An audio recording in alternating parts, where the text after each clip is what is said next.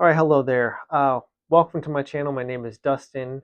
Today I wanted to talk about adaptations of Frank Herbert's Dune, and specifically I want to focus on the sci-fi miniseries from the year 2000, back when the Sci-Fi Channel was like sci-fi rather than SYFY when they rebranded. They actually had science fiction content back then that was worth watching. They did an adaptation of Frank Herbert's Dune. It was in three parts. It was broadcast over 3 nights in December of 2000, and it starred Alec Newman as Paul Atreides. I believe it was filmed in the Czech Republic, I think. So it was done all on like soundstage and stuff. So it looks really low budget by standards now. The computer effects are dated, but there's a certain charm to it. I really like it. I don't know what it is about it, but you can just tell that there was a lot of love for the source material. And although there are alterations and changes, as far as like some of the things that are done, they expand the role of Princess Erlon from the novel.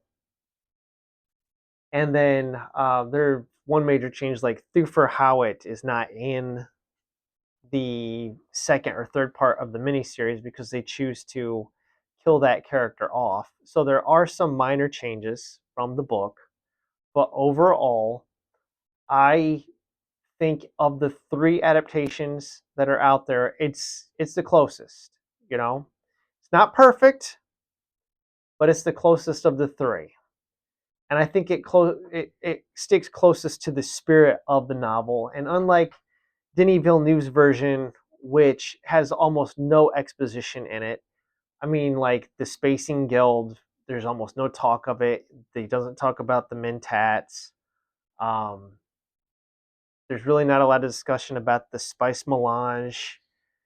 This miniseries has the most exposition, but not in a bad way.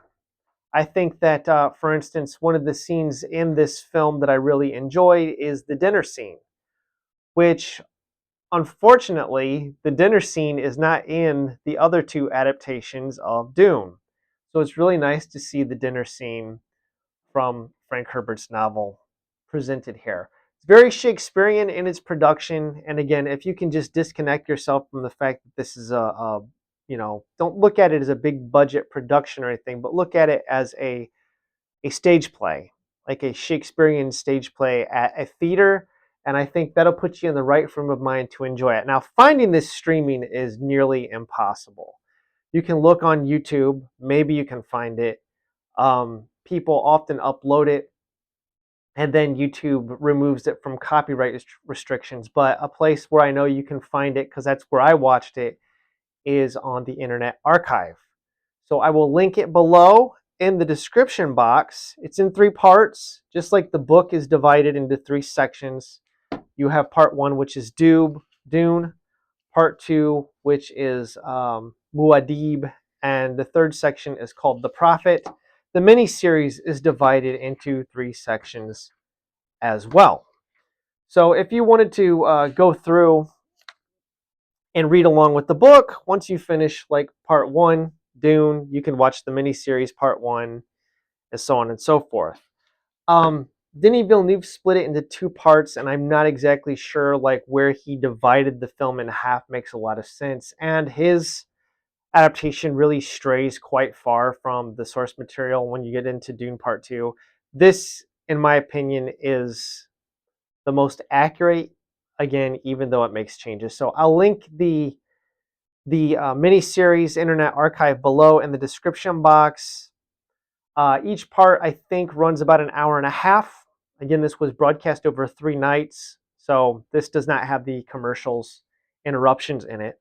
This is the extended version of the Dune miniseries, which was not put on broadcast television, so it does contain some nudity. So be forewarned. I wasn't expecting to see, Chinese breast just was like, whoa, okay, so this is that kind of movie. I wasn't expecting to see that. So it's there. So if you have young children and you're watching it, maybe just be forewarned that you might not want your children to see this.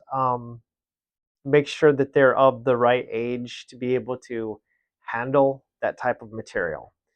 Anyways, that's all I've got. I'll link it below. Have a wonderful day.